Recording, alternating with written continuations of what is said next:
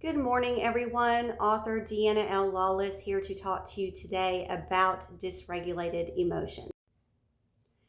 Earlier on in my discussions about being the scapegoat of a narcissistic family system, a woman commented on one of my videos and said, "It's time to grow up." At that time, this angered me incredibly. But I have had a year to research and reflect on trauma. Although she intended the comment to be ugly, there are some truths within that comment. Because I grew up the scapegoat in a narcissistic family system, I was later diagnosed with complex post-traumatic stress disorder as an adult. One of the symptoms of childhood trauma are disturbances in self-organization.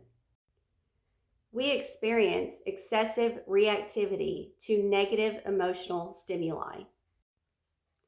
This is witnessed by others as anger and aggressive behavior. We grow up with a negative sense of self, carrying persistent feelings of shame, guilt, failure, and worthlessness. We have severe difficulty in forming and maintaining relationships. The reason is because traumatic stress changes our brain chemistry and structure.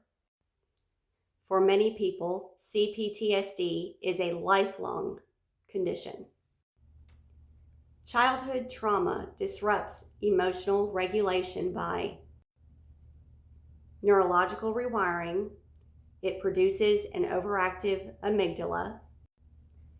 The amygdala is the brain's alarm system, and an underdeveloped prefrontal cortex, which is responsible for rational thinking and impulse control. Childhood trauma disrupts emotional regulation by causing a high alert nervous system.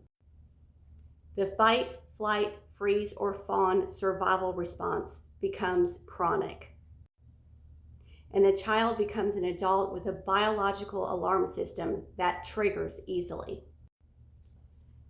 which causes them to struggle with the automatic regulation of emotional conflict. Children cannot regulate their own emotions. Without a co-regulator in high-stress situations, their internal systems remain in a high distress state, and they fail to learn foundational psychological skills required to process, understand, and de-escalate intense feelings. Once the adult child seeks therapy, they are taught to learn how their body responds to trauma and stress. They are taught how to manage their symptoms. They are taught to identify and reframe problematic thinking patterns. And they are encouraged in exposure therapy. This doesn't mean they are cured from CPTSD and dysregulated emotions. So how do we take care of ourselves? We can exercise to reduce stress and boost mood. We can set realistic goals for ourselves. We can spend time with trusted people. We can identify and seek out comforting situations and places. But most importantly, we must be patient and kind to ourselves.